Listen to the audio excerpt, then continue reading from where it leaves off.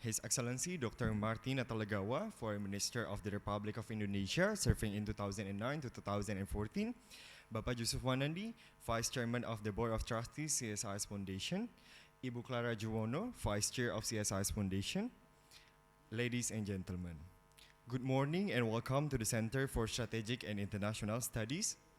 Today, we will have an inaugural session, seminar, ASEAN at CSIS, seminar series on Indonesia in ASEAN, Is There More to Gain? My name is Habib and I will be the master of ceremony for today's event. About rundown of the event, first, we begin with the welcoming remarks from Dr. Shafiah Muhibat, as the head of International Relations Department of CSIS, representing the CSIS Executive Director, who is unfortunately not able to join us today. Thereafter, we will commence the panel presentation with two distinguished speakers that will be moderated by Ibu Shafiah, followed by question and answer session. Now, without further ado, I would like to invite Dr. Shafiah Muhibat, the head of International Relations Department, to give her welcoming remarks, and following after that, to moderate the presentations. And Ibu Muhibat, you may have the floor. Thank you. His Excellency Dr. Marty Natalegawa, Bapak Jusuf Wanandi, Ibu Clara, distinguished guests, ladies and gentlemen, good morning. Thank you for joining us and a very warm welcome to CSIS. It's an honor for me to stand here on behalf of CSIS and also on behalf of our Executive Director, Dr. Philip Sarmonte, to extend our welcome to you all to the inaugural session of our new seminar series. We decided to call this seminar series ASEAN at CSIS. There are a few factors why we decided to hold this new seminar series. Mainly, CSIS as the leading think tank in Indonesia dealing with strategic and international studies, we continuously seek to contribute to the many discourses related to foreign policy. And of course, we believe that ASEAN will stay as our top priority subject. It is our wish to contribute to the ongoing narratives of ASEAN. And we designed this seminar series to basically invite more energy and appetite towards ASEAN and try to push forward innovative ideas. We plan to hold the seminars monthly, so please come and join us again in the following months with topics ranging from future of democracy in Southeast Asia, the ASEAN outlook on Indo-Pacific, and also the most important is ASEAN's position amidst great power rivalry. The proceedings of the seminar series will be available in various CSIS platforms, so be sure to check our website and our social media often. Today we thought that the best topic to start our seminar series should be something directly related to Indonesia. In the countless studies towards ASEAN, the grouping has been praised for its success. As for example, ASEAN has managed to keep its members from being exposed to the influence of bigger powers and strengthen their voice in unity in international forums. After all, in times of rising tensions, there is no better platform in the region for advocating means of dialogue to settle differences and rules-based order. But at the same time, however, ASEAN has been criticized with plenty of things, one of them for seemingly losing its relevance in dealing with the current regional dynamics. These criticisms exist because there are certain expectations of ASEAN, particularly like us in CSIS who have been following ASEAN for quite a long time. There are certain expectations which have not been met by the current situation in ASEAN. I'm sure that we will come across these perspectives in our discussion today. In Indonesia, there are also concerns that, as the government seems to focus its national interest mostly towards infrastructure development and human capital investment, there are concerns that these would mean Indonesia will mostly look through ASEAN as they look to other international arrangements and cooperation, especially when the bureaucratic process inside ASEAN has become too arduous to pursue long-term value-adding benefits. So basically, for Indonesia, the lack of progress and fresh ideas in ASEAN has pushed forward opinions suggesting that maybe, perhaps, the Indonesian government should not be seen too reliant on ASEAN, and it would be deemed too oriented on process rather than outcome.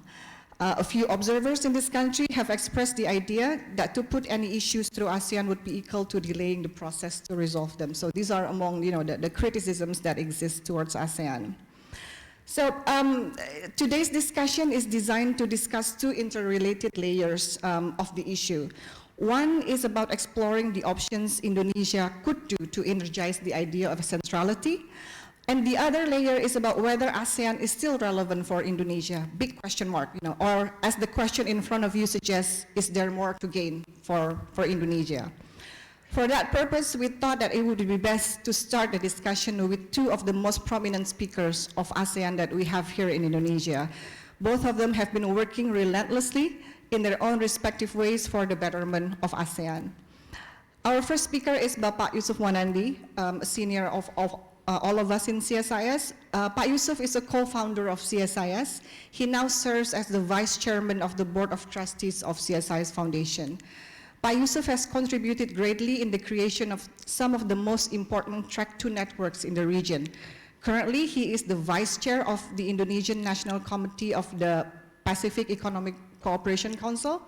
He is also the co-chair of the Indonesian Member Committee of the Council of Security Cooperation in Asia Pacific. And of course, he is a senior member and a founding member of the ASEAN Institutes of International and Strategic Studies, or ASEAN CSIS, which is the Track 2 of ASEAN. Pak Jusuf is a strong critic of ASEAN, which I'm sure that you will hear in some of his remarks today. But at the same time, he is a strong believer in regional cooperation in Southeast Asia, and he never ceases to come up with ideas and recommendations to improve ASEAN and the ASEAN frameworks. Pak Jusuf, if you would please join me on the stage. We are also privileged to have His Excellency Dr. Marty Natalegawa as our speaker today. Pak Marty served as Foreign Minister of the Republic of Indonesia between 2009 and 2014. He is currently serves as a member of the United Nations Secretary General's High-Level Advisory Board on Mediation. Earlier this year, Pak Marty published a very important book on ASEAN titled Does ASEAN Matter? A View from Within. We at CSIS had the pleasure to host the book launch earlier this year.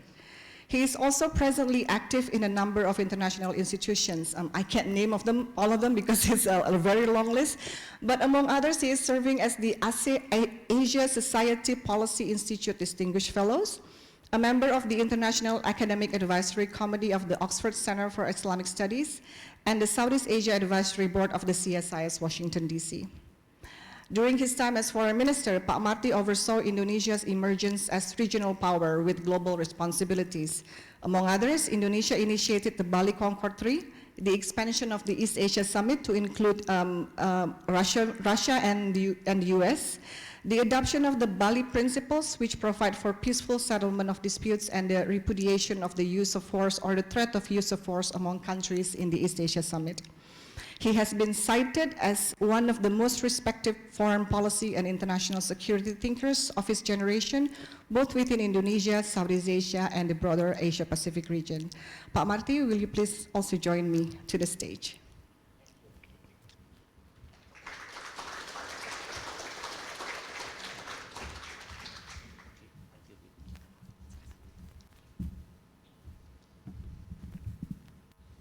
Ladies and gentlemen, we will now commence the seminar.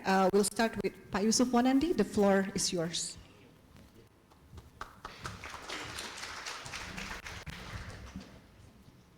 Good morning to everybody here and welcome to CSIS. It's heartening for me to open a series of meetings or discussions we are going to have on ASEAN, because I think not only is it timely, it's a very important, I think, effort on our side to improve ASEAN, since I think it's not only more to gain. I think the situation internationally and regionally has become, to a certain extent, so unraveling and uncertain that we need ASEAN more than ever.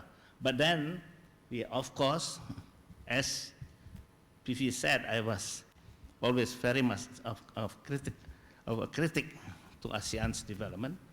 I do think that we need real efforts to improve ASEAN to that extent in the needed to be able to play that continuous role she has played. Most important, and I would like to stress this at the beginning of my introduction, is the fact that ASEAN is the regional institution that has brought in this part of the world particularly, the efforts to have regional standards, regional rules, and regional institutions to be established.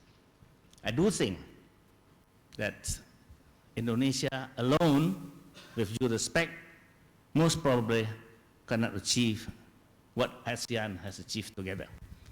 And I think it's actually very fair to accept that. And since I was one that was present at the creation of ASEAN, I would like to say, after so many years, after 52 years, that ASEAN has done its part. And as I said to others who are also critical of ASEAN, you can expect a regional institution, an international institution, having the same, problems and challenges to face after a while. It always partly depends on the people who is running the show of the organization.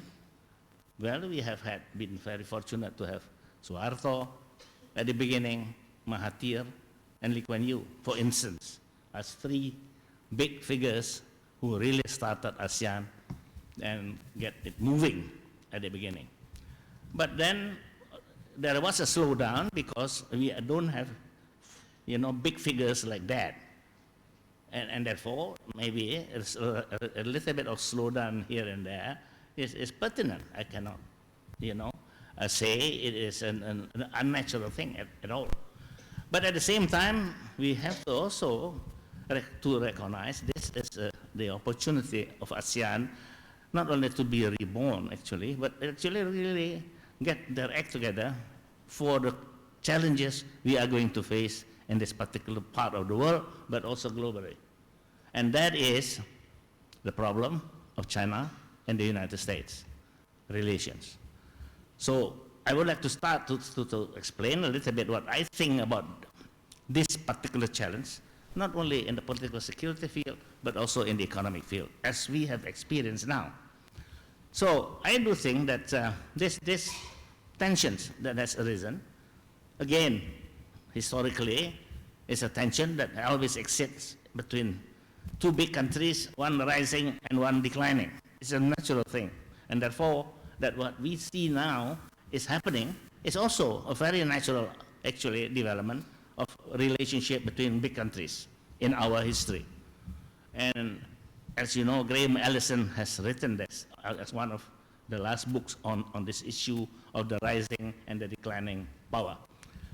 But at the same time, this now is a special one in our part of the world because we have been so dependent and we have been always, resting for the last 50 years or so on the supremacy of the United States in Asia Pacific and East Asia and since World War II.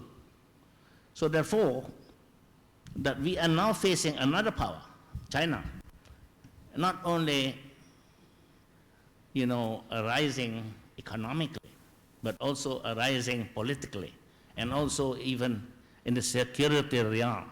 Although the supremacy of the military might of the United States is still there for the time being, but this is no more guaranteed for the longer term.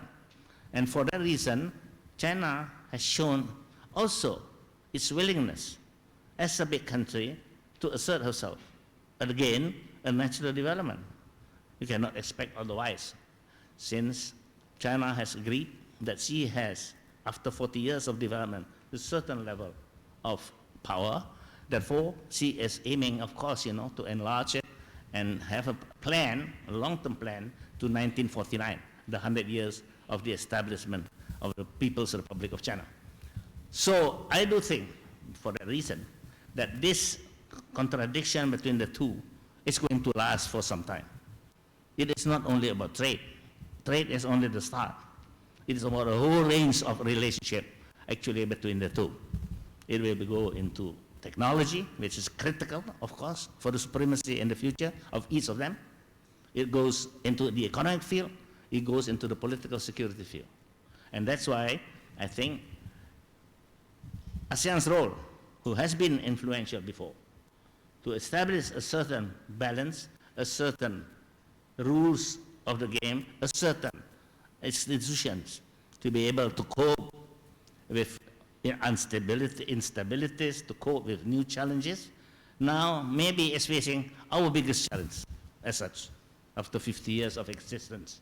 So we cannot expect that ASEAN will also, immediately be ready to face this challenge, I have to admit.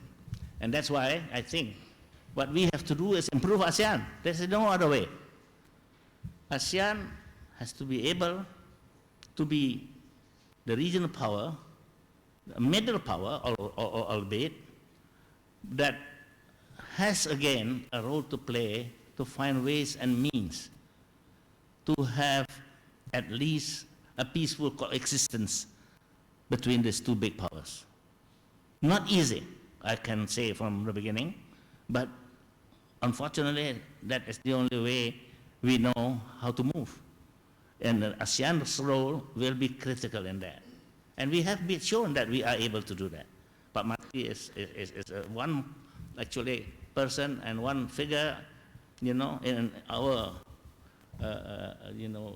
group of leaders of ASEAN that has moved the issues based on rules, based on institution building, based on creating a relationship so that the two powers, all the big powers then, including Japan and India, feel themselves, at ease with each other. And therefore, creating the possibility of cooperation, especially what we have achieved, of course, is in the economic field and in the people-to-people's field. That is a critical factor in the development so far of the region, and ASEAN's role is therefore a very important one for that matter. And I do hope, and I'm thinking, that definitely ASEAN's role in the future will be even more difficult, but will be even more important, because this is now at a critical juncture when the two superpowers, when the two big powers are really facing each other in every field. And so I hope ASEAN is preparing herself for that matter. And I have a few suggestions to Fifi for the future on how we can help, how we can participate in this effort of the creation or the improvement of credibility of ASEAN, capabilities of ASEAN in this context. Well, for once, you have seen we have 1,000+ meetings every year. And ASEAN has been so proud about it. I think it's a little bit too much. It's a little bit stupid to face with 1,500 meetings a year on every field that you can imagine in the world happening. So what do we need that for?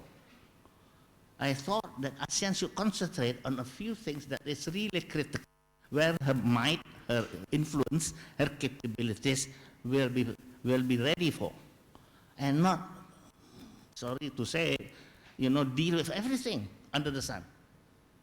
Otherwise, we cannot concentrate on the few things that we need to strengthen ourselves. We spend too much time on so many things at once that we have no more actually priorities.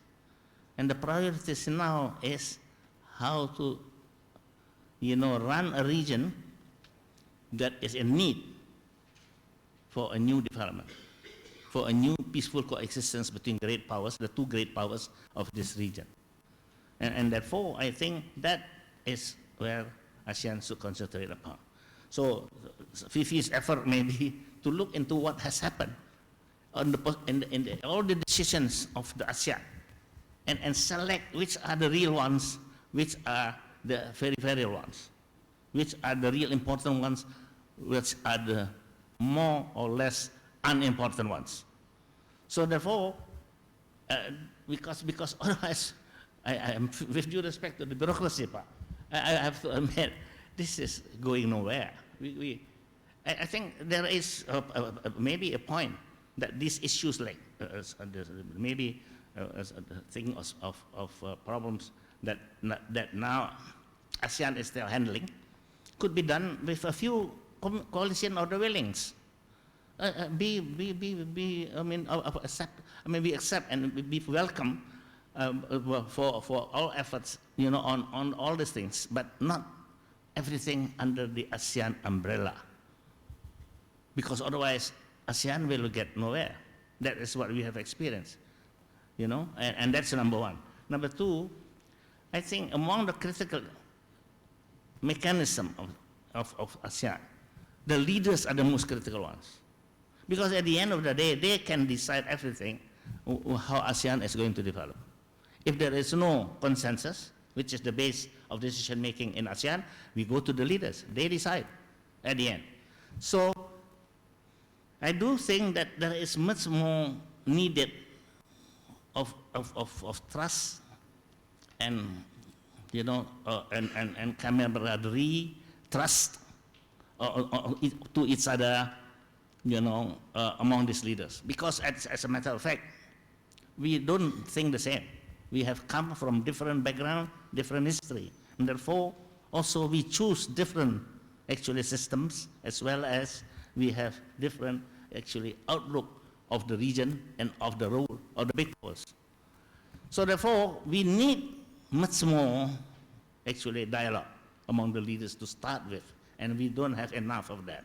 We do come twice in the year, but I don't know, with due respect, I think one is for durian and karaoke and golf, and the other one is to only agree, in most cases or all the cases, on all the proposals that some started, the ministers, and then the ministers give it to the leaders to decide upon. But not real in exchange on what the hell they have to do. How to face China, how to face the United States with Trump, for instance. This is a critical issue, and we don't see eye to eye on these issues particularly. So if we don't have that kind of trust and camaraderie,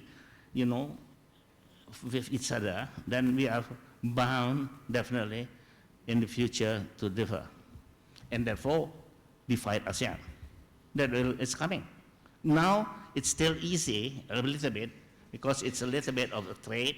Vietnam got a little bit more than we do, and now our deputy minister has been given the task also to look for that, what the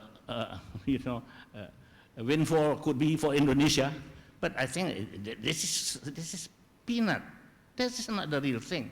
The real thing is how to organize the region to that extent where everybody has a place and there is peaceful coexistence between the big countries concerned.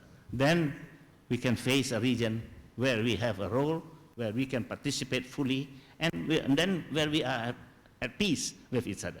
So that, I think, is a critical issue. And then ministers, I don't know. I would like to prefer maybe if we can have a deputy minister or a vice minister in charge for ASEAN alone, like the EU has. So it's not the full minister, it's minister of state, but then only for ASEAN. So that on every issue of ASEAN which is important, some real attention could be done, and not belatedly sometimes, and sometimes completely neglected or forgotten, or expressly forgotten, for the wrong reason. So that, I think, is another issue that could be entertained. And the SOM, of course, SOM is a very critical institution in the whole context of ASEAN, because all the preparation is going to start with SOM.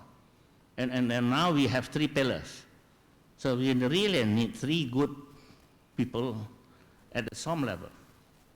It's not easy also to look for the right ones.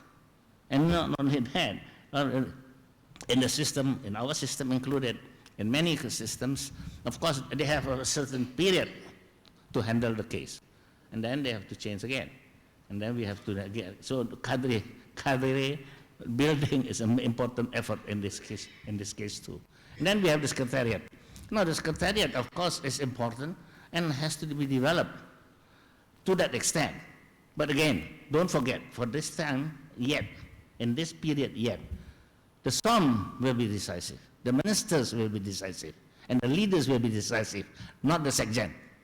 Everybody said if we have a Sekjen like Surin every time, then we can move to ASEAN. Not particularly true. Because all the leaders, I don't want to say hate, but it's not very comfortable with Surin behaving too actively then. And that's why the high level, actually, team the high level team that has been established to change this, to improve the secretariat, until now, I don't think that they have gone very far because of this fact. The fact that we are still very individually sovereign country that is very jealous about her sovereignty and therefore is not willing to give up to somebody else, that problem of her sovereignty. So I think these are issues that has to be taken up and dealt with. Then I come to the role of the second track. I think we have to realize that most of the issues now is being handled by the governments. And of course, rightly so when we started. But now it has been 50 years. If we would like really to expand the acceptance of ASEAN, the popularity of ASEAN, the support for ASEAN, then we better get more people involved. And that's why the second track, the third track, so-called, the NGOs and the universities and all that has to be much more, I think, involved. Not incidentally, not occasionally, but really with plans to get them better, to give them the chance to also support ASEAN. And ASEAN CSIS, as has been mentioned by Fifi, is one institution that tried to do this. But government being government, bureaucracy has been bureaucracy, the extra intramural divide is still very real. And therefore, looking for second track to support is not always easy. Most probably the Sekjen will do this, and we might get support, financial support, to be able, the ASEAN CSIS, to support the Secretariat to that extent. So these are some of the issues that I brought up, and we can deal with that, of course, later on, in our discussions. Thank you for your kind attention.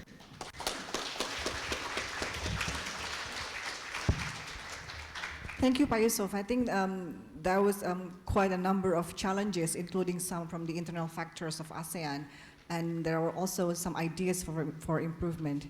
We will now turn to our second speaker, Pak Marty. You may have the floor.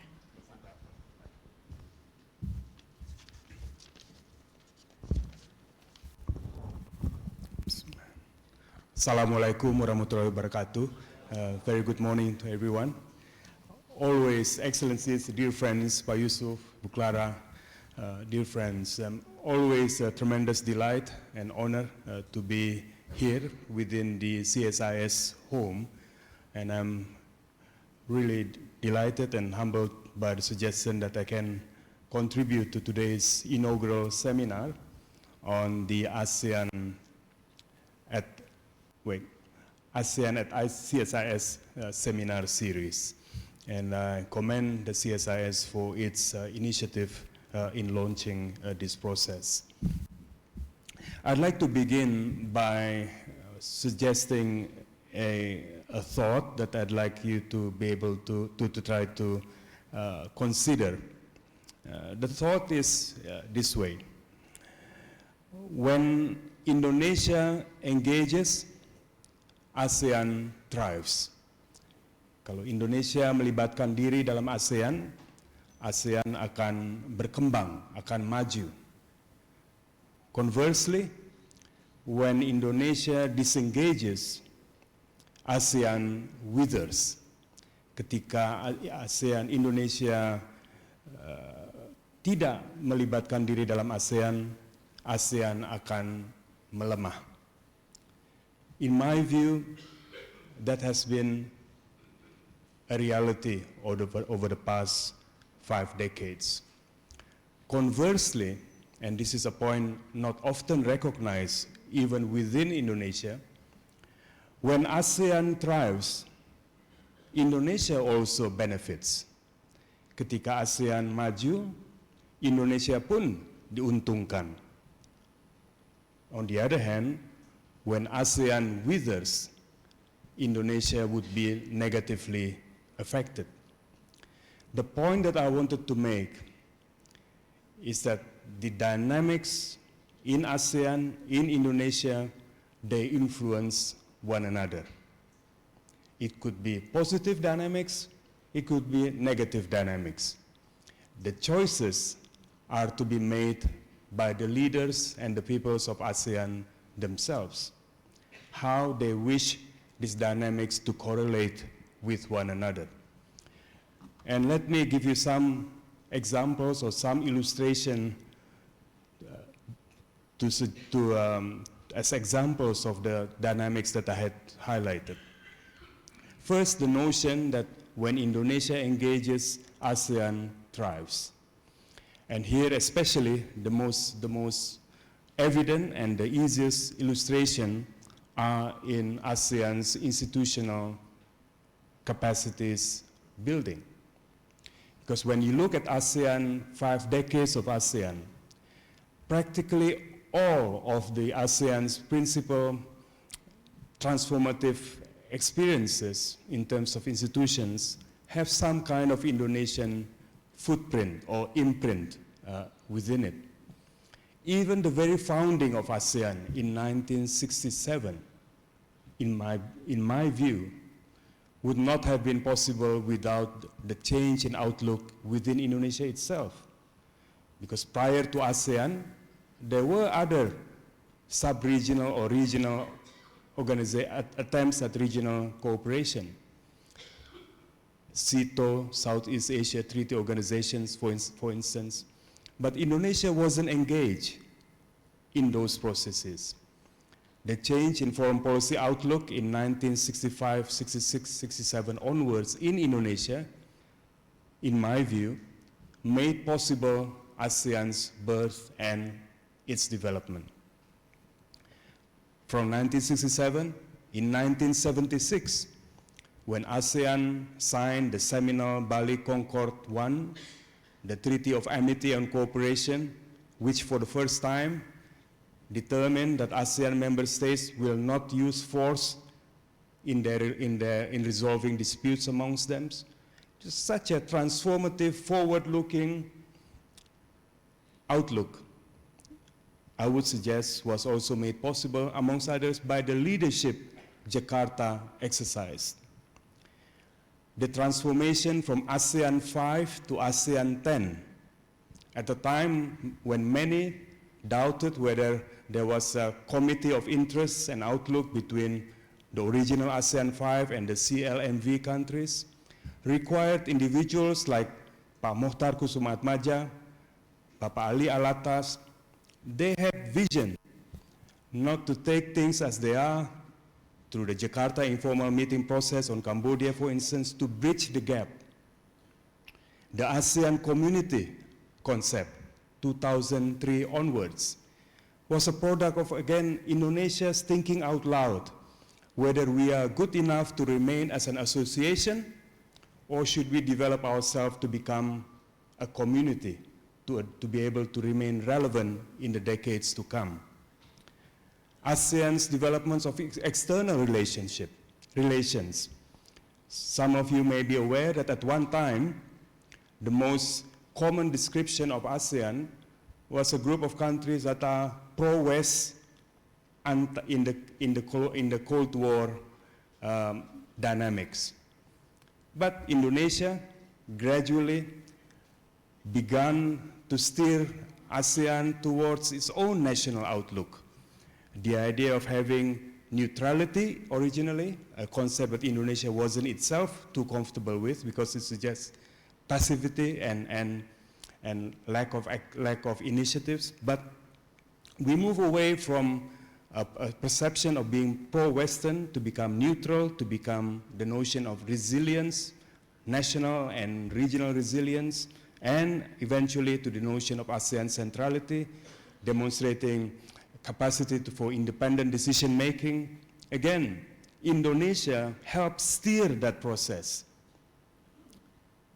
And not least, the idea of an ASEAN in a global community of nations. The point that I wanted to make since this forum allows this possibility of Indonesia reflecting on its role within ASEAN, is that many of ASEAN's key moments, for good or for bad, has Indonesia thick and in the middle of it all. But the most important point that I wanted to make is not simply to recite those examples, but to illustrate how in the past, I can only speak of the past, I can't speak of the present, and I wish not to speak of the present, to be honest.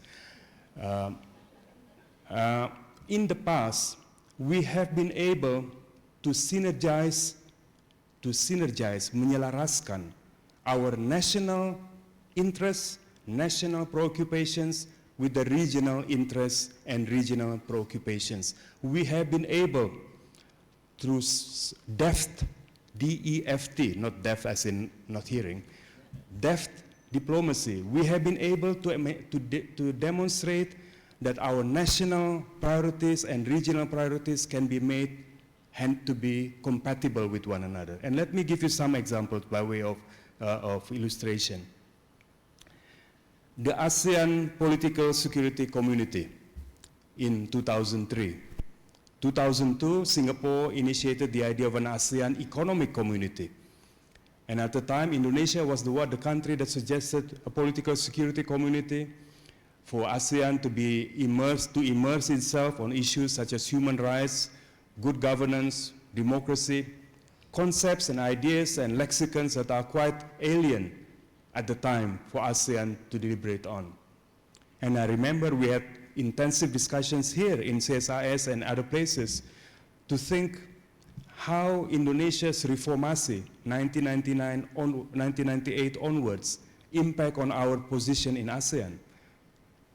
We wish not to pontificate and to suggest what happens in Indonesia is one size fits all, should apply elsewhere, but we felt that there was a need to synergize Indonesia's reformasi, transformation, with the regional dynamics. So there is not too much of a disconnect between national and regional. And hence, we began to introduce the idea of human rights, good governance. Of course, the speed and the extent and the scope will be different. Different countries have their own pace and their own situations, but we made sure that there was no zero-sum, either or, black and white choices, as if we either do reformasi back home and authoritarianism in the region, but we took the initiative to try to synergize the two processes. The foreign policy outlook I had mentioned before, how ASEAN's external relations transformed from being seen to be one-sided, I mean, being more closer to the so-called West rather than the other bloc. We slowly, gradually, and deliberately transform ASEAN's outlook to mirror, in a way, Indonesia's more independent foreign policy orientations, but most of all, through our diplomacy, we put to rest the idea that variation in foreign policy outlook is a seed for discord and division. We recognize that ASEAN has variations in foreign policy outlook. Some of us are closer to Washington, some are to Beijing, some are more independent. But we work to ensure that those variations, I'm not using the word divisions or differences, those variations became our strength rather than our weaknesses. We were able to become friends for all, to all. We were able to develop comfort level. So countries beyond our region were able to find in ASEAN partners that they can work together with. In the past,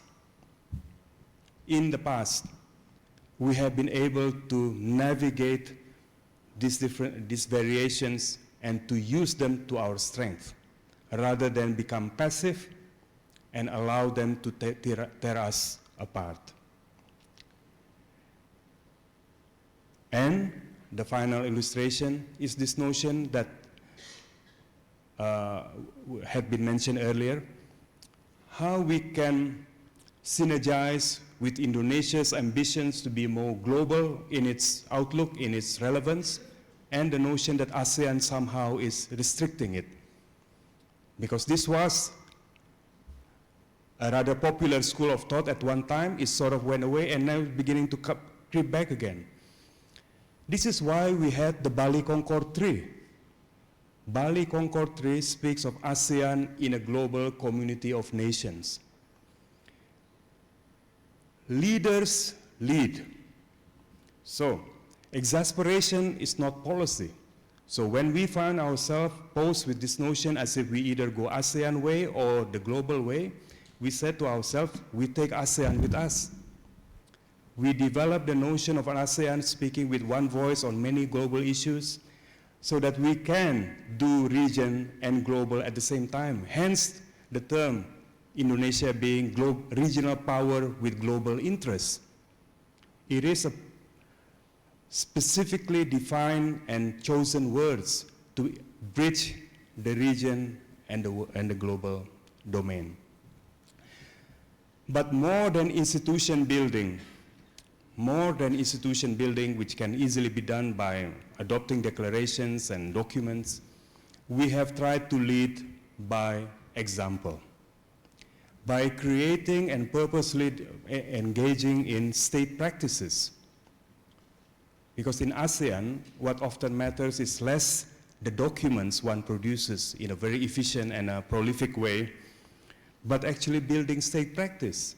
And Indonesia, in the past, have deliberately and purposefully created dynamic changing possibilities. For instance, on intra-Southeast Asia affairs. When I first joined the Foreign Ministry back in 1985-86, my first assignment was as a note-taker to then Foreign Minister Ali Alatas and Pak Mohtar Sumpahmaja for the Jakarta informal meeting process on the Cambodian conflict. This was a conflict within Cambodia, internal to Cambodia. Different factions, a conflict made worse by regional dynamic, but the regional infusion of regional interests, global interests. But Indonesia did not shy away from that situation. We jumped right in. Pak Mohtar introduced the notion of a cocktail party, if I'm not mistaken, to bring the parties together. When the southern Philippines situation became rather in a bad way, Pak Ali Alatas, Pak Hasan Wirayuda, whom I was serving for during that time, we took the lead. Pak Wiryono, we took the lead in helping the Philippines facilitate some kind of a process in the southern Philippines. Is that not an internal issue to ASEAN? When Thailand and Cambodia happened, the border disputes in 2011, did we remain silent? I was afraid more by the prospect of being passive and what it suggests rather than the prospect of failure by trying. So we jumped in there, we tried to facilitate. But we were not simply giving it, but we were also taking it. Drawing lessons learned from East Timor, Timor-Leste eventually, we opened up when Aceh needed international support. To whom do we open up? To our ASEAN friends. Thailand, Malaysia, they serve as monitors in Aceh province when we needed demonstration of regional support. Dynamic changing, purposefully designed actions, state practice. When the ASEAN Human Rights Council for Human Rights, ASEAN Intergovernmental Commission on Human Rights needed some motivation, we put ourselves to be UPR, to be universal periodic reviewed by the ASEAN institution. so that we empower it. We make ourselves available. Please review our human rights situation. Not because we feel we are particularly excellent at it, but we wish to invest in ASEAN capacity.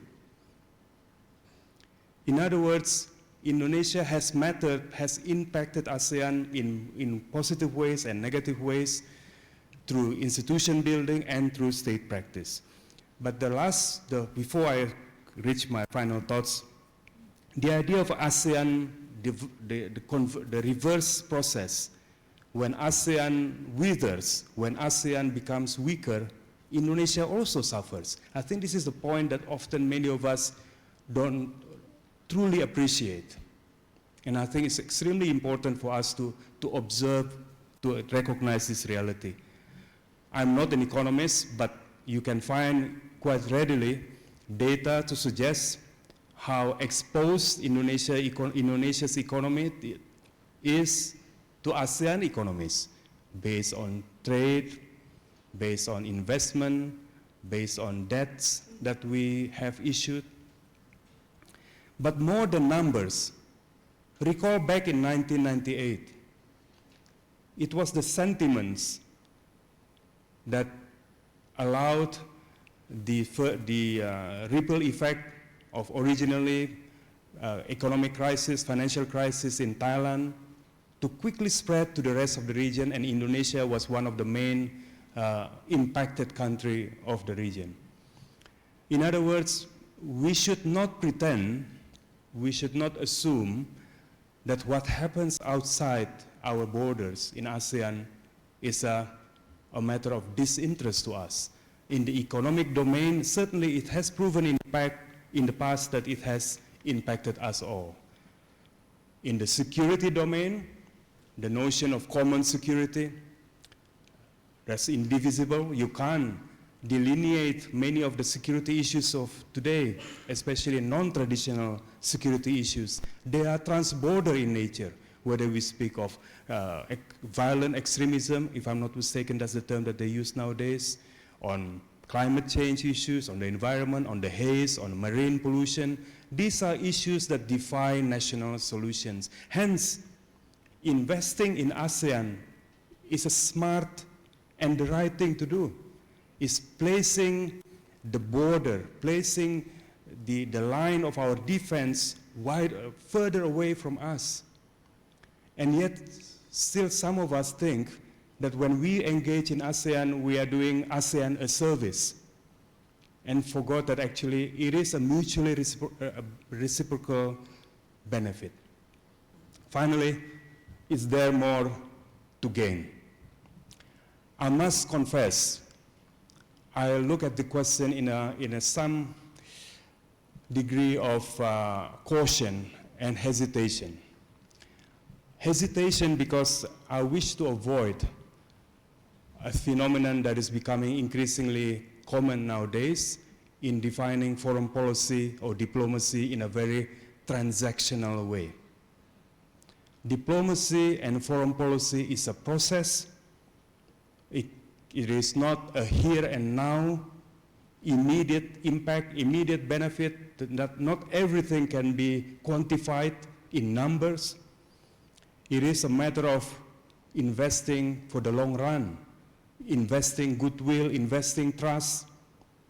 But if we begin to have a more temporary, politically set windows, especially domestically political set windows, then our foreign policy can be compromised. I think we should be extremely careful, especially a country like Indonesia, that is a larger country within ASEAN, not to be seen to be too self-consumed. We have been able to earn our leadership and our centrality within ASEAN through our diplomacy that is measured, that is nuanced, that creates comfort level, that creates trust. We don't want to give all those away, the results of many years of investment of goodwill, simply overnight. So I think we need to be more developing a more reciprocal and a mutually beneficial outlook rather than purely what's in it for Indonesia type of outlook, because it has served us well. It has served us well. Look at other regions in other parts of the world.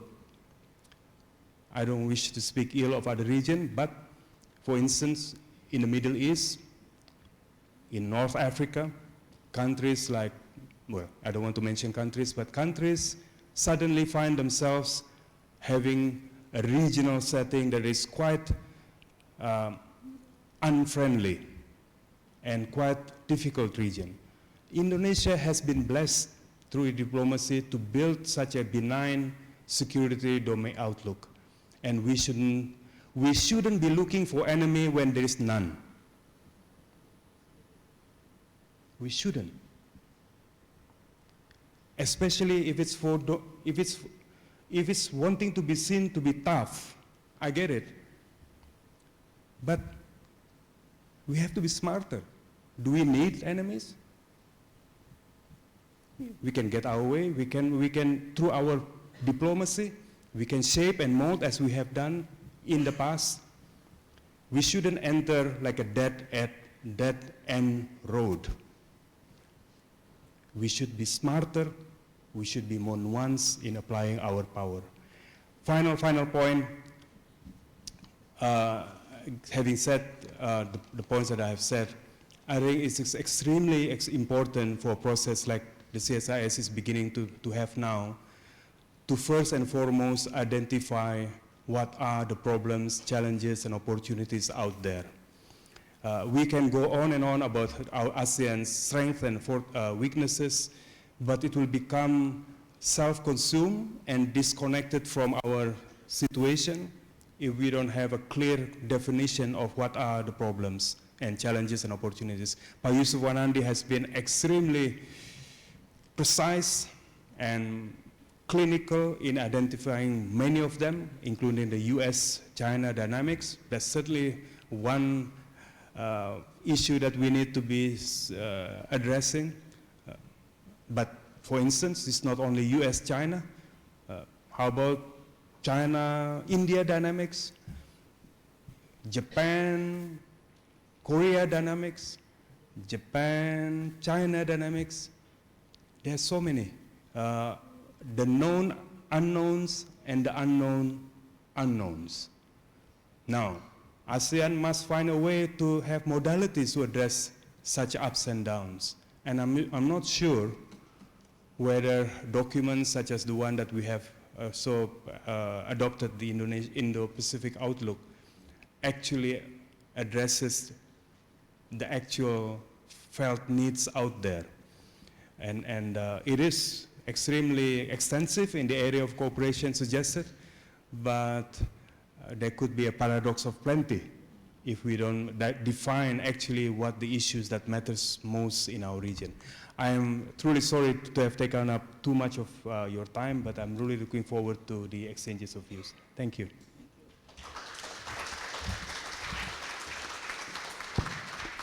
Thank you so much, Pak Marty. And I think everyone is grateful for the sort of like refreshing reminder that, you know, Indonesia and ASEAN has always had reciprocal benefits towards each other.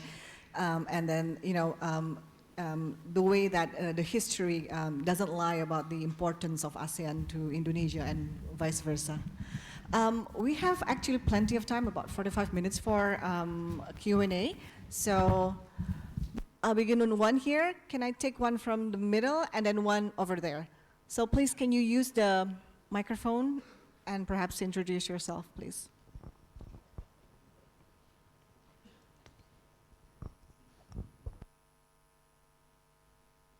Yes. Selamat pagi. Thank you, Pak Marty, Pak Jusuf, for very enlightening presentations. Quite interested in the points that have been mentioned earlier about the relevance of ASEAN. I've been working with ASEAN in the past 2 years, helping, for example, SOMTC, developing working plan for counter-radicalization and violent extremism, involved in some CSCAP activities, writing about cyber norms in the region. And it comes into my understanding that there are something wrong about the institutional design of ASEAN today. And when it comes to Indonesia's leadership and Indonesia's role in the region, what do you think, Pak Marty, about these kind of institutional constraints? Because I think, in my opinion, as more as ASEAN is coming into the question whether it's still relevant or not, it's still also at the same time bureaucratized. So countries like, for example, Singapore, they know how they work with ASEAN, how ASEAN work for them, and how ASEAN will not work for them. Like, for example, taking for example, the case of making the cyber issues at the ASEAN. They really know how Singapore can lead in making this kind of cyber norms at ASEAN. Like, for example, they coming up with some options. First, they put interpillar body. They put another new mechanism beyond 3 pillars of ASEAN security community and cultural community and economic community, or they put it into a single body of SOMTC within the framework of transnational crime. Either way, Singapore lead. And I think this is the thing that Indonesia still needs to find its niche. We don't actually invest, if you mentioned about investing in ASEAN, we don't actually invest in how we should alter the institutional design of ASEAN, because issues are highly becoming bureaucratized at the ASEAN level. In my experience, sometimes we lack of the sort of coherence of the strategy when it comes to ASEAN. We don't know how to put issues in ASEAN. We don't know how to make, for example, the maritime issues becoming the most important issues in ASEAN. We don't know how to coordinate at the national level. So in the consequences, we don't know how to act at regional level. So do you think that this is something bad or good? And if this is something bad, where should we begin? Should we begin top-down by changing or reforming the institutional design of ASEAN, decision-making, and so on and so forth? Or should we do something at the national level, making agenda more coherent, or for example, making foreign policy more coherent at the strategic level? Thank you. Thank you, Andrew. Bapak? Thank you very much. It is really a great pleasure and honor to listen to Pak Jusuf and Pak Marty. I'm Iskandar Hadrianto, former corporal in the Foreign Ministry. I have two questions. First is, I don't want to be forwarded when Pak Marty said that he doesn't want to talk about the present time, but he's singling out a very important thing, that is ASEAN security community. And before that, I would like to pose my first question. My first question is related to the present day, that the world now is out of the dynamic between China and the US. The world is now becoming such kind of a multipolar world. So there are several aspects rather than China and US in looking for the future ASEAN cooperation. For instance, if we are talking about RCEP, and then ASEAN Economic Community, and then the forthcoming Indo-Pacific, it is such kind of duplicacy, or ASEAN try to find another way to solve their economic problem, or just try to keep aside and running from the existence of the WTO existing agreement that is now becoming reality, in trying to solve their problem vis-a-vis the growing interest of China to ASEAN. Second thing is about the ASEAN security community. I'm thinking, as a retired, because I am an old school like Pak Marty, I don't want to talk about now. In the previous years, ASEAN is such kind of regional cooperation that is shaped to build such kind of image for the ASEAN, and also for the world. But now, it's a little bit shifting, because the so-called civil space is now shrinking. Why is shrinking? Because some ASEAN, I don't want to mention name or countries, but in Indonesia also, and I dare to talk about Indonesia because it's my country, to criticize it, it's okay. Civil space is shrinking. Why?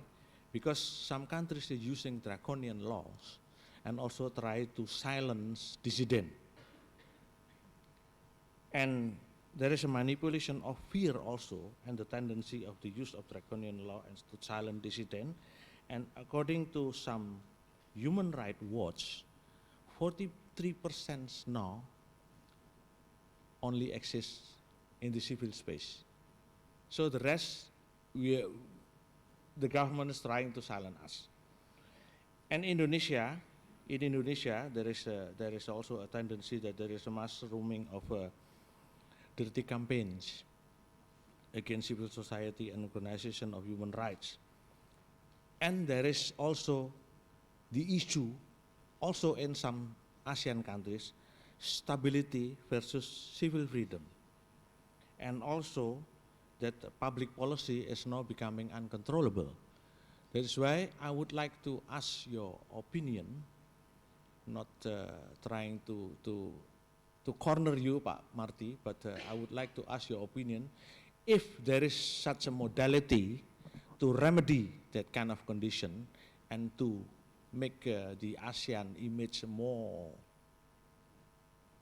interesting rather than now becoming kind of entity that is trying to push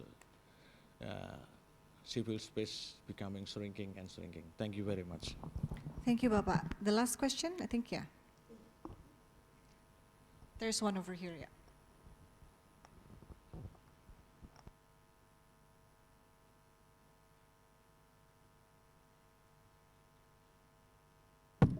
Cek, ya. Assalamualaikum warahmatullahi wabarakatuh. Good afternoon, His Excellencies. Thank you very much for this very precious opportunity, and thank you very much for CSIS holding this kind of very important events for me. Let me introduce myself. My name is Ali Abdillah. I am now as a lecturer in Faculty of Law, University of Indonesia, and I have one of my research focus is actually about ASEAN itself. And when we were in the election process, I think 6 months ago, I made an article in Jakarta Post, which the title is "Why is ASEAN being ignored in Indonesian presidential elections?" Because when we watch every debate in the presidential debates, I think it is quite rare, or maybe they are both candidates, either Mr. Jokowi or Mr. Prabowo, they didn't even mention ASEAN as their focus on foreign policies, at least in my perspective. That's why I wrote this article, and because it's very it's quite unique for me, because Indonesia claimed itself as informal leaders of ASEAN, but I don't see the importance of ASEAN issues in the last presidential elections. And that's quite not very tidak terlalu penting sepertinya buat mereka gitu ya. My questions would be, what do you think, all the speakers here, about the development of ASEAN communities itself? Because I don't see, at least in my perspective, this issue will be on the focus of foreign policies in Indonesia, not only from the foreign ministry, but I think foreign policies in all governments. And how should Indonesia contribute in the development of ASEAN communities itself? Because I think in, as far as I am research about ASEAN issue, this ASEAN issue is only issue for the elites, not for the citizens itself. Because all ASEAN matters solved or discussed only between officials and citizens only. Oh, we're ASEAN, and but so what? And I think this is very important because what will be the role of Indonesia for the context of ASEAN community itself? We know that ASEAN had already ASEAN economic blueprint in 2015, but it's still the same. We're not feeling anything about ASEAN economic community when we see the blueprint. Maybe that's all from me. Thank you very much. Assalamualaikum warahmatullahi wabarakatuh. Thank you. So those were 3 questions. Pak Yusuf, may I begin with you, please?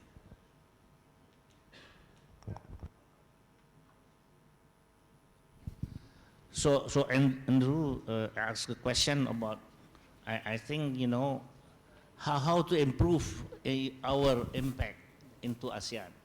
Well, talk louder and talk more often. That is the #1 rule. Your diplomats are not doing that, I tell you frankly. So we are, well, in many cases, as you know, Tutwuri Handayani and all that teaching or Javanese culture has imbued on us, especially the Javanese diplomats. I'm sorry, you know, if I mention that, but it is very reluctant to impose themselves. And actually, diplomacy is not that you have to be silent, right? But you have to be honest. You have to be, you know, forthcoming. But you have to be straightforward too. And that's why, I'm sorry, Pak Ani, that's why we have all the Minangkabaus are good diplomats, because they talk, at least, you know. That is one basic, I think, requirement. So I would like to argue with you, your friends, you know, among the diplomats, you have many of them. Why don't you argue with them? Why don't you impose yourself some once in a while? You know, that is normal. And if they resist it, that is also normal. So I thought, well, let us also train our diplomats. Maybe we have to talk about all these issues with our younger diplomats, you see, to start with. Because in the negotiations, we always lost. Because we don't do this once in a while, you know, which is needed sometimes, right? So, okay, that is one. So it's a matter of style, it's a matter of procedures that you have to, and then, sorry to say, also the master of the language. Our diplomats, you know, not practicing enough.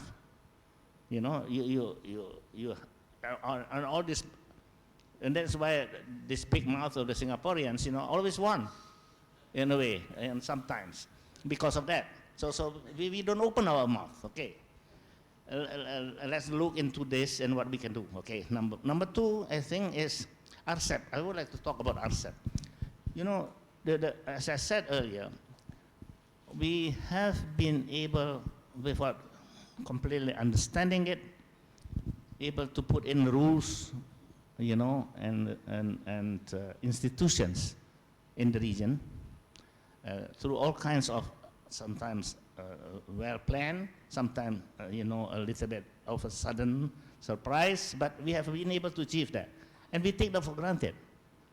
That all these rules that has been followed now, in many cases started with ASEAN, in many cases initiated by ASEAN, and also in many cases done in regional institutions built by ASEAN.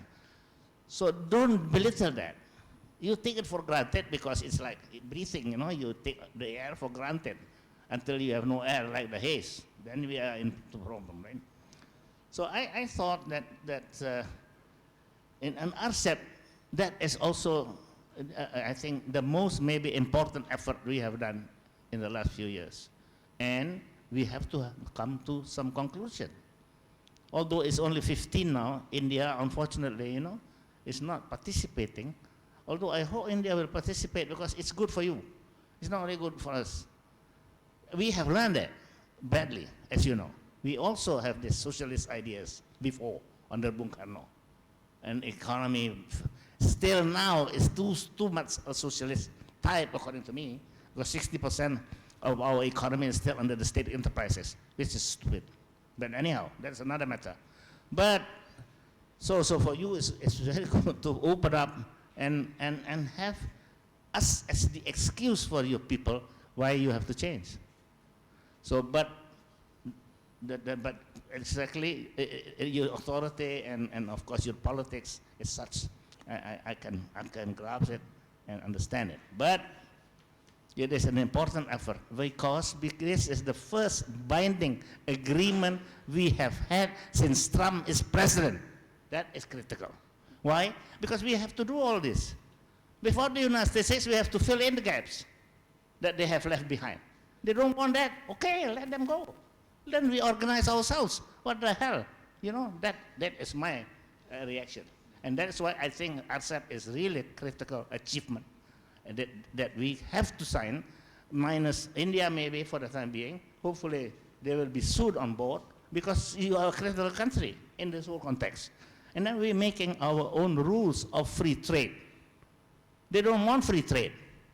They want so-called fair trade. That means you are on the thumb of the United States forever, like we have been able to, or we have been always be, actually, in the last 50 years. And I think we have to change. We cannot otherwise do this anymore. So that's why RCEP is critical important, that we have achieved this. A binding agreement on free trade for the region is next. And then, of course, this is, I know it is a second choice. The WTO is much more critical important. And we are doing something about that. There is, as you know, a policy of the willing to change the rules of the WTO, which is based on actually consensus. Because otherwise we also don't get through, and now we have to get through, I think, without the United States. So I just, therefore, would like to argue with you, all this, you know, you take it for granted, and it looks so easy. It took us 3 years to finish this. But at the end, you know, it's a very important step in the future, for the future. So that is one. And then I think on human rights, you are talking about the civil space and all that. Oh, well, I think this is happening across the world. There's uncertainties on the political system, on the ideology, you know, on the political issues, including the liberal thoughts of human rights, democracy building. That, of course, is going through the whole world, and we are changing now. I don't know. I mean, the last one now is the Latin Americans caught this bug, and everyone, like a domino, you know, that 7 countries or something, they're going through, you know, and that's why, you know, we have to be careful. We must not take it for granted, you know, and we have to always struggle for this. And of course, in our case too, you know, and our dealing with the military, you know, we have to know our military. Our military has been behaving themselves very well in the last 25 years.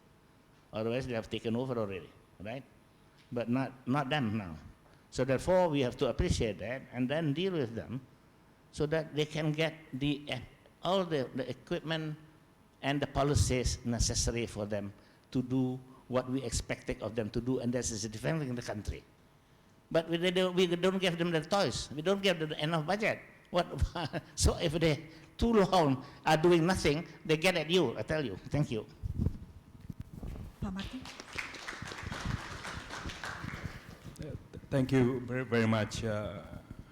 Please remind me if I missed some question, because I'm not very proficient in taking notes at the moment. The first question relates to, well, on the first question, I actually have rather different impressions of how impactful Indonesia has been within ASEAN. Our diplomats in the negotiation, etc. As I have tried to illustrate earlier in my remarks, some of the most important and noteworthy moments within ASEAN in terms of its capacity, in terms of its institution capacity building, in terms of its dynamic changing practices, have some kind of Indonesia's imprint or footprint within it. Having said that, it is extremely important, and I think the question reminds us of that point. Indonesia must be keenly aware of what it wishes to bring to ASEAN's discussions what it wishes to, for want of a better term, obtain or benefit from ASEAN. We need to have clarity of definition. Whenever we engage with ASEAN, what are our key objectives, what are our key needs and expectations, and purposefully and deliberately work on it. And I think sometimes when we have been engaged in such an exercise, on the whole, we have been able to achieve the type of objectives that we've been wanting. But not always. I will be the first to admit that not all our goals, not all our expectations have been delivered immediately. For instance, our hope and wish to have Timor-Leste join ASEAN. I spent so much investment of efforts in 2011, 2012 to have Timor-Leste join ASEAN, because I believe this is an extremely important objective in securing peace and stability in our region. But I was able to quickly recognize that while we can probably get our way if we really, force our way onto it, on it. But then I have to ask the question whether the quality of the decision would be what is needed. This is a time when we need to recalibrate, take stock, and consolidate, and then pursue again. Whether Timor-Leste, on the SHONFIS, the Southeast Asian Nuclear Weapon-Free Zone, we had wanted to have the accession by the nuclear weapon states. We were so close, and yet we couldn't get it done. But that is not the end of the world. We simply recalibrate and reposition ourselves. But most of the examples that I can recall are examples of successes, examples of Indonesia being able to carry out, to achieve what it intends to achieve. And here I think Indonesia, although in ASEAN there is no veto power, obviously, there is no veto power in ASEAN. We are all sovereign, equal, etc. But what Indonesia says have mattered in the past. I have been extremely careful in reading the dynamics within ASEAN. If I see certain initiative is not going to be realized anytime soon that Indonesia wishes to achieve, rather than undermine Indonesia's stature and standing and the notion of ASEAN, Indonesia as being in a leadership role, I have to take calibrated steps to make sure that we are not undermine the notion of Indonesia being able to get its point across. So this requires us, a very agile and sound understanding of the dynamics within ASEAN. But I would say the great majority of Indonesia's initiatives and hopes and wish have been delivered. But what is probably lacking at the moment, well, I shouldn't say at the moment, what is potentially lacking is a definition of what we actually want. Of course, we have had some. Recently, we've had the maritime, well, I shouldn't, but there is some fulcrum, some this and that. But have we been persistent? Have we been continuous, resilient, abundance of patience, go all out, or is it simply statements without consistent pursuance? I'm not sure. But the more interesting, the point that I'm trying to make is that don't underestimate Indonesia's capacity within ASEAN. We have been actually quite effective. But the more interesting thing, I think, is whether having achieved what we have achieved within ASEAN, those capacities have been utilized by Indonesia. I think this is where we are lacking. We have so many ASEAN documents, free trade this, free trade that, all kind of agreements. But I think within Indonesia itself, there is not one party that actually distill all these documents and then say, so what? How can Indonesia benefit from ASEAN FTA, ASEAN agreement on the haze, or etc., into 3 or 4 bullet points that are actionable.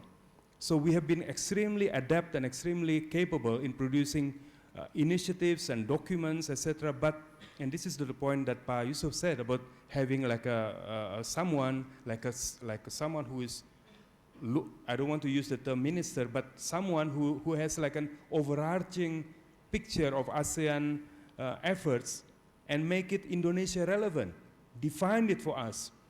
Because diplomats, we can go do all kind of things, adopting documents, but is anyone actually distilling, extracting the nuts and bolts, the details of these agreements, how can Indonesia make use of and take advantage of these developments?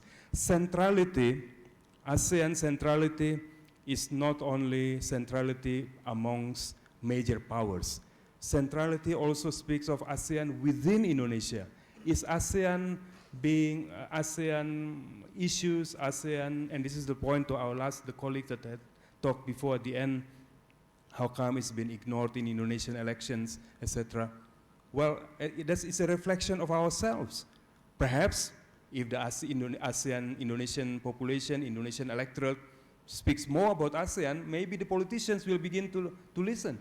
Because I'm told that politicians need votes, and if the electorate makes ASEAN important issue, then probably they will adjust. But if this is like a vicious cycle, mutual not caring and therefore not sharing and therefore not encouraging one another. But if you have a process such as this CSIS process, then maybe it can become more ASEAN relevant. The second question and third question, Bapak, mengenai RCEP, I agree wholeheartedly with the point that Pak Jusuf Wanandi had said. Just add one point. RCEP was initiated in 2011, formally 2012, during Indonesia's chairmanship of ASEAN. I remember having a good conversation on this with Ibu Mari Pangestu at the time. It was Indonesia's effort in the economic domain in a similar way that we've been making efforts in the political security domain to connect the outer dots, because ASEAN have FTAs with India, with China, with Australia, New Zealand, with Japan, Korea, but we are saying, where is the value adding? The value adding would be connecting the outer dots. China, India, China, Japan, Korea, Australia. So ASEAN centrality in action.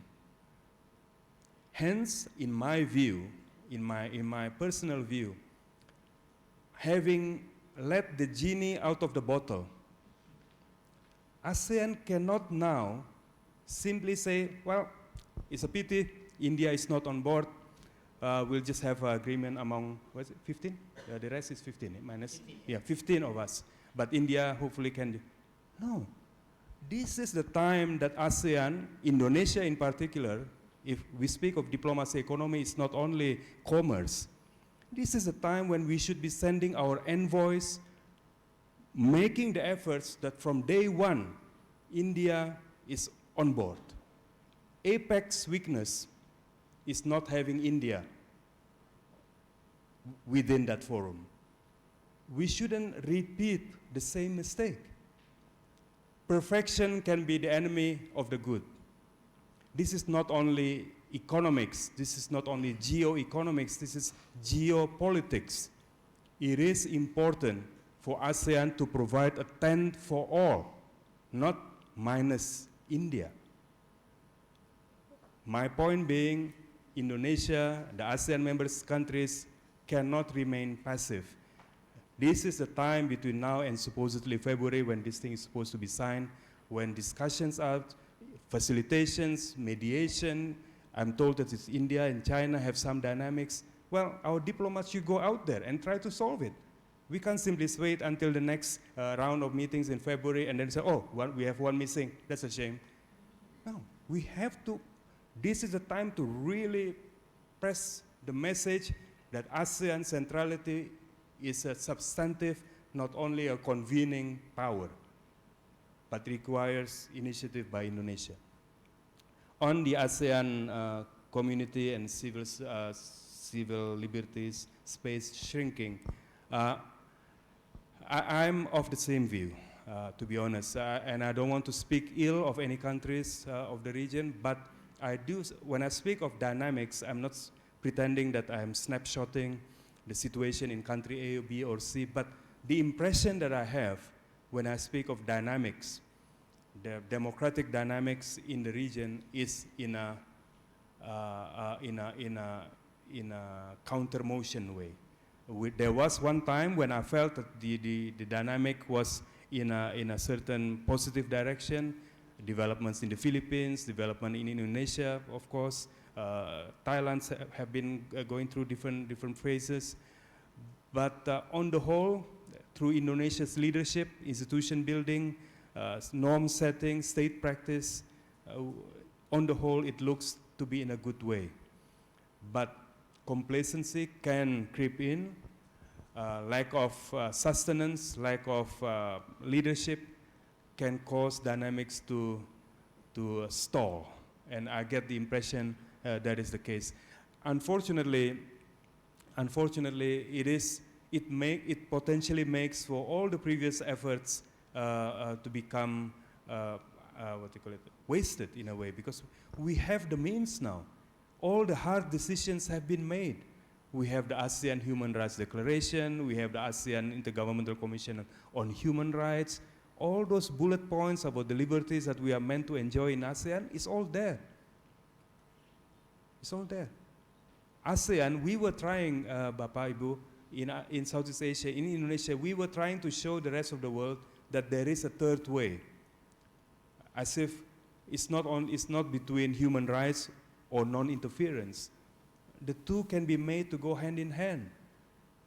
And the truth of the matter is, our script is proven far more relevant today when we look at elsewhere in other parts of the world.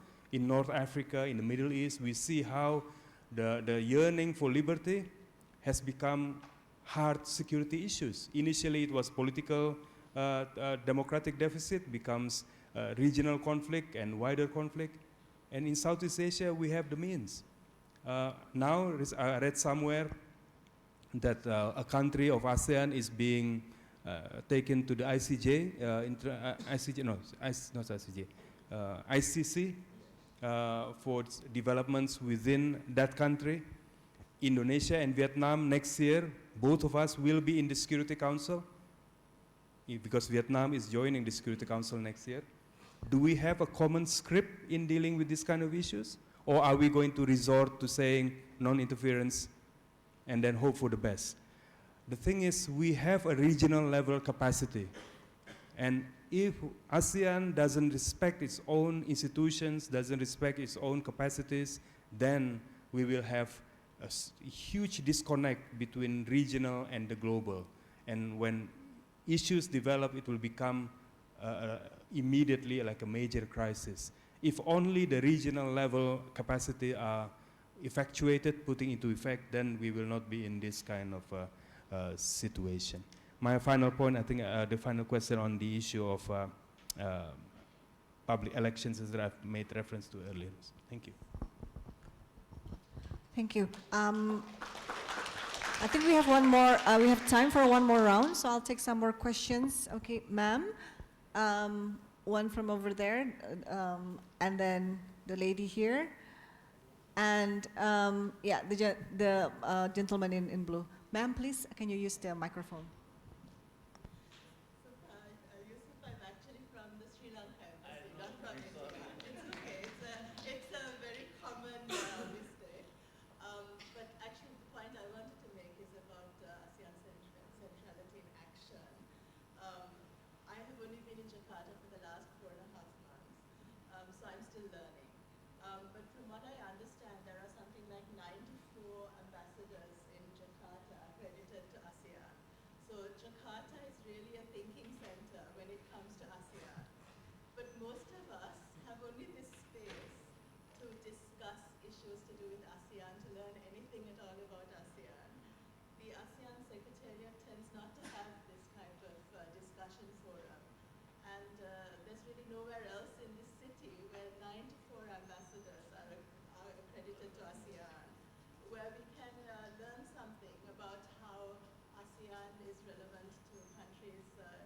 your region. When you look at your partners, which is my second point, your partners represent the 20th century. And in the 21st century, you are located in the most dynamic region in the world. We have the countries of South Asia, the countries of East Africa, and the countries of the West Asia, which are your neighbors, and we're not included. Some of us are knocking on the door. Sri Lanka has just applied for sectoral dialogue partnership in March this year. And of course, that's one of my KPIs. But to be honest, we should be applying for dialogue partnership. We should be a dialogue partner. And when I look at the type of the eventual result of being an SDP partner, basically you are still an observer. You sit on the edges of the room. You don't have a chance to actually engage. You don't have a chance to really participate other than in sort of peripheral programs that you determine. So as somebody who really doesn't know that much about ASEAN, I'm still learning. I feel that something has to change in terms of the way you engage with your external partners. And I assume that by engaging more effectively with your external partners, you will effectively bring more dynamism into ASEAN. Thank you. Thank you. Next. Thank you. Thank you. My name is Rocky. I'm here in CSIS. My question is related to ASEAN's convening powers and its goal of ensuring peaceful coexistence between US and China. So we see that a lot of ASEAN's efforts to ensure this peaceful coexistence depends on ASEAN's convening powers. But what should ASEAN do when these convening powers miss the limitations of the consent of other great powers in the region? For example, we see there are many examples brought up here: the infamous American absence in East Asia Summit, and of course India's decision to leave the RCEP, which is ASEAN 6. ASEAN can only make so much effort to convene other powers in the region. But what if other powers chose not to engage within this convention, within these forums? Thank you. Thank you, Rocky. Next, please. Thank you for taking my question. I'm Aziza. I'm a member of Indonesia Journalists Association. Actually, my question will be follow up from the CSIS expert or analyst about the RCEP and the last minute India decision to leave to pull out from the RCEP negotiation. Funny because I talked with our former colleagues of journalists here that actually India left because the U.S. leader didn't come to the summit, and so it's influenced India decision to pull out from the RCEP.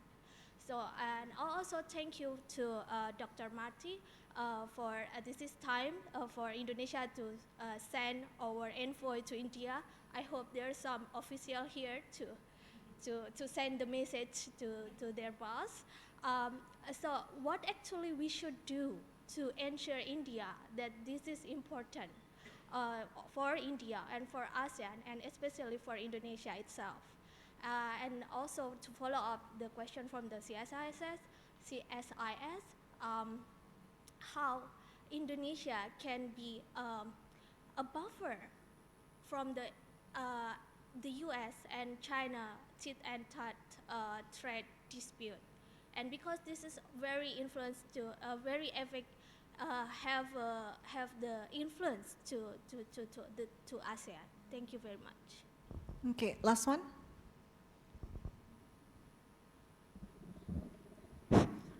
Okay, good afternoon, everybody. As a marginal person, I want to ask a very fundamental question. Before, let me reveal what I thought about ASEAN itself. Every country in ASEAN I saw have a similar potential to export, have a similar commodity to export and like that. So I saw every country in ASEAN struggle to be more adorable to the world. And if today we talk about that ASEAN is a corporation, but in the other side, I feel like ASEAN is a competition. It's extremely hard competition. I saw in a lot of newspaper, magazines, the report was like this. Indonesia kalah seksi dengan Vietnam. So, Thailand lebih mempesona, mengalahkan pesona negara-negara lain. That was the report. So, my question is, actually, are we strengthening each other the more? Are we competing each other the more? Or we competing and strengthening each other? That is my question. Thank you. Thank you. So 4 questions. Can I ask Pak Jusuf again to begin, please? Let me start with the last one. Well, I would like to argue that is exactly what we are doing. We compete, and at the same time, we also benefit from each other. For instance, at the beginning of the evolution economically of this region, we definitely benefit from the models we have seen earlier, you know, and we follow that. And the Japanese, of course, has a strategy called, you know, the flying geese model. So, of course, at that time, Japan was the first geese flying, and then followed by the 4 little dragons, and then followed by some of the members of ASEAN, and at the end, of course, was followed by China. So that is exactly, actually, as you mentioned, the way we have gone about it, and it was very, very effective in economic developments and our actually dealing with the region and the world, mind you. Because we understand, as you said, we have competitive, actually commodities or industries, you know, and comparing to each other. But that's fine. The integration of the economy of ASEAN is also limited only to a quarter, and the rest is with the world and the region, and the greater region. So therefore, you know, this is the model we are using to develop, and I think so far, so good. Although, as I said earlier, of course, the new challenges are happening when this problem of the international, of course, you know, problems of the commodities, problems now arising of you know, trade issues being hampered because of this trade war, and then we need some more actually activities. We need some more actually efforts, and that's why RCEP is so important.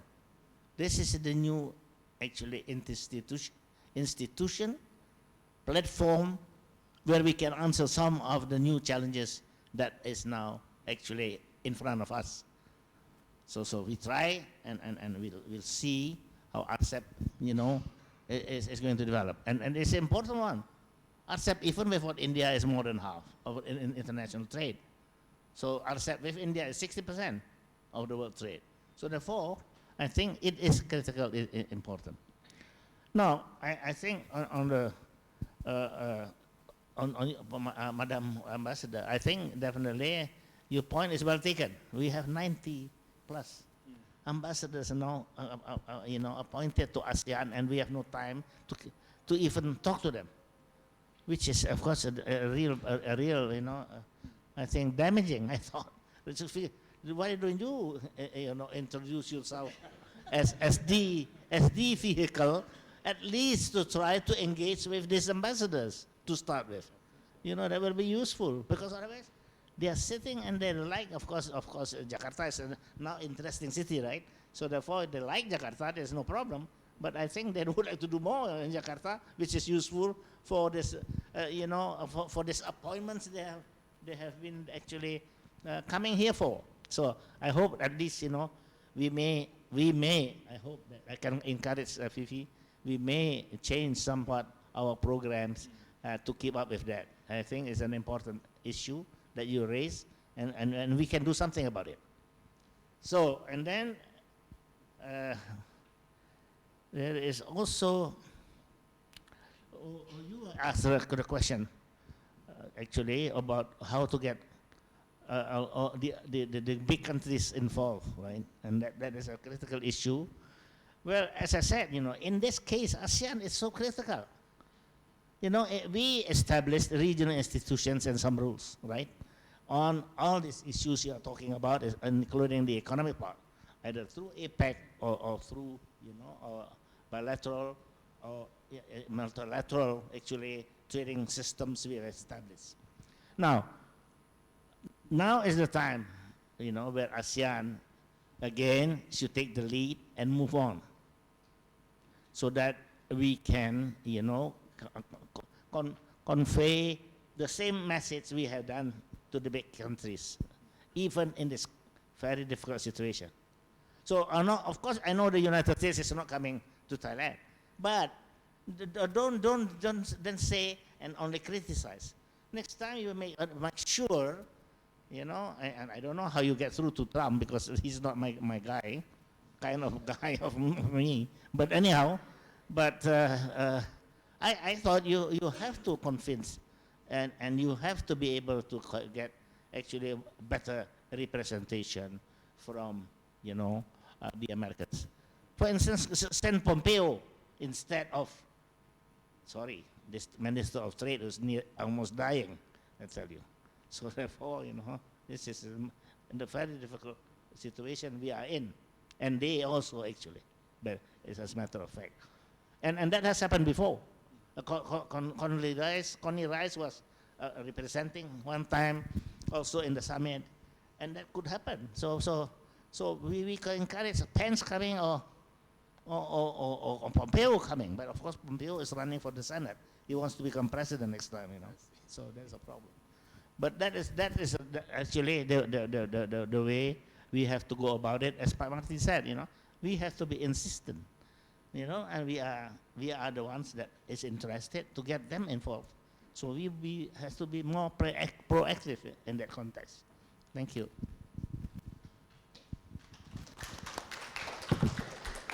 Terima kasih. On the first point, the first question or comment, I think one of ASEAN's perennial challenge is how it can actually earn its centrality. Centrality has become such a often cited terminology. ASEAN senior officials meet endlessly on how to define what centrality means, how to achieve it. But ultimately, ASEAN must earn such centrality beyond convening power. There's no doubt that ASEAN has been proficient and an efficient and accepted party to convene important meetings. There is a degree of comfort level among non-ASEAN countries to be convened under ASEAN's initiative, ASEAN 10, so to speak. But it's one thing being able to get all the parties under one roof, but another thing to say, okay, having now gathered together, what are we going to, what are our objectives and goals? I'm afraid this is where a lack of ASEAN substantive leadership and initiative and ideas makes such gathering an opportunity for ASEAN at best to simply witness division among non-ASEAN countries. There's been too many recent painful episodes when ASEAN summits simply became a forum for ASEAN leaders, ASEAN, to passively experience and witness divisions among non-ASEAN countries. For instance, most recently, though it appears to be more managed now, the difficult Japan-Korea dynamics, we can bring them together under ASEAN +3, for instance, but are we able to have a roadmap to manage these dynamics? So, or, of course, US-China is a perennial issue. My point is that ASEAN must exercise influence and define centrality beyond convening power. And this is where the definition of the nature of the problem becomes important. In my view, geopolitical shifts is permanent, is ever-changing, ever-happening. ASEAN therefore must invest on ways and means to manage this reality. It's not only about US and China. I mentioned several others earlier. India, China, Japan, Korea, China, Russia. These are bilaterals, dynamics, geopolitical dynamics that are in need of management, in need of ensuring that they don't become major sources for frictions. I have been reading carefully the ASEAN Indo-Pacific outlook, for instance, and I'm really, I don't want to use the word struggling, but I'm trying to find where is the answer. Does this provide something that is manifestly concrete that guides ASEAN to manage the relationship? In the past, we spoke of, well, not only spoke, we actually adopted the Bali principles, where the experience of the ASEAN TAC was extrapolated beyond ASEAN, so that non-ASEAN countries can also commit themselves to non-use of force. Is that something that we wish to continue to promote?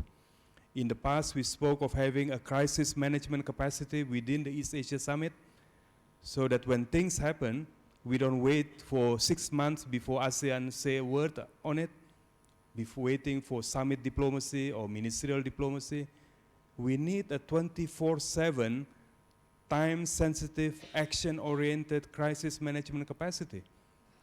And I have to say, at the moment, the East Asia Summit, as I have been sorry to say it, I have to say it, it's become like a hello and goodbye forum. It meets once a year, towards the end of a given calendar year, and remains silent when things happen. I asked the question, for instance, as we are having the ASEAN-Korea Summit coming up in the next few days, is ASEAN present collectively on the dynamics, changing dynamics on the Northeast Asia? We are witnessing potentially such a tremendously exciting, game-changing moment in Northeast Asia. Is ASEAN out there encouraging, pushing, solidifying the potentially game-changing dynamics in Northeast Asia? I'm not sure. When you see in South Asia, the dynamics between India and Pakistan a few months ago, a few weeks ago, that was rather difficult. Was the ASEAN Regional Forum put into effect? I'm not sure. So when we speak of Indo-Pacific or the East Asia Summit or the ASEAN Regional Forum, we have the wherewithal. We have the means, we have the modalities, we have the forum, we can convene, but do we have the script? Do we know what we want to pursue? And this is where I think we need to challenge ourselves. In the past we had, it may not be the best one, but at least I feel that we had a script. But even the Indo-Pacific outlook that we have just adopted, if you look at the latter point of the document, it speaks of may guide ASEAN in its engagement with A, B, and C. So even to ourselves, we are not as committed to it. It's an outlook that may guide us. Come on, it's a document among ourselves. Say what we really want to say. Deliver. Because if the summit really becomes less proficient, less useful, then of course leaders will find the question whether is it worthwhile to turn up, is it meaningful, is it of importance, then they have other things to engage them. So this convening power can only remain effective if the substance is proven. Because leaders have other things to do in that preoccupies them. If it's not worthwhile, then they won't turn up.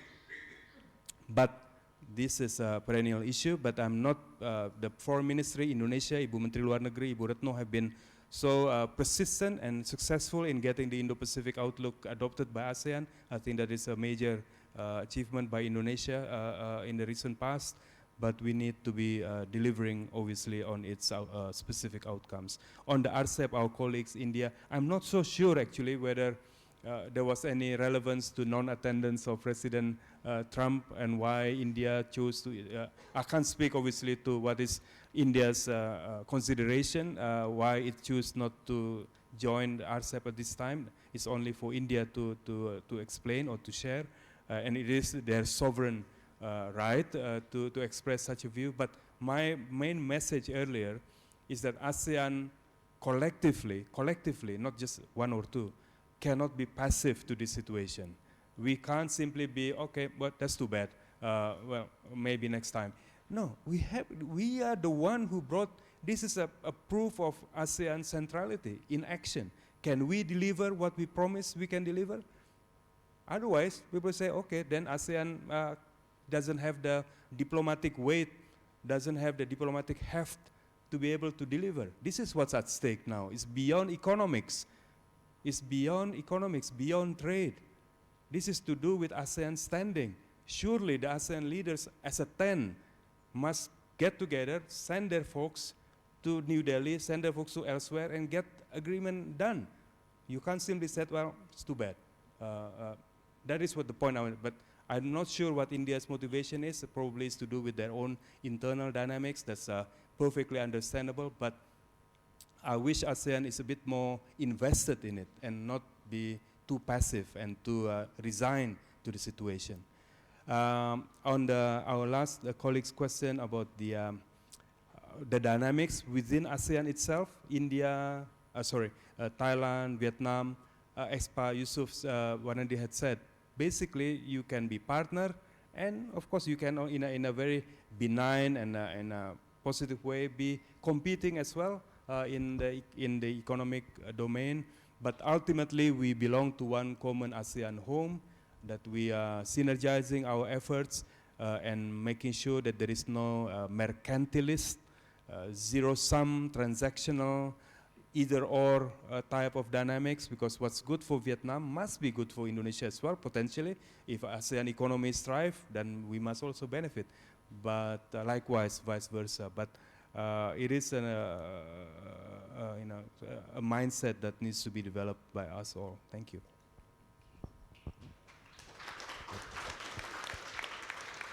Thank you, Marty. I think we have come to the end of our discussion today. I think it has been a very rich discussion. Both speakers have been very generous in offering various ideas for the betterment of ASEAN, and I think a lot of us here in this room who are interested and invested in ASEAN have a lot of thinking to do and try to come up with a realization of some of these ideas. So thank you to Pak Jusuf and Pak Marty for giving us your insights today. And I also like to thank all of you for coming to this session today and all for your active participation. As we mentioned at the very beginning, this is the first seminar that we will hold in this series. If you have any suggestions to us in terms of speakers you wish to see in the next sessions, topics you wish for us to cover, and even some suggestions towards the format of the seminar series, please do let us know.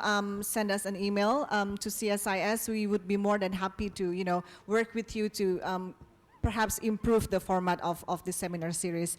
So again, thank you, Pak Jusuf, Pak Marty, and everyone who attended. Have a good afternoon.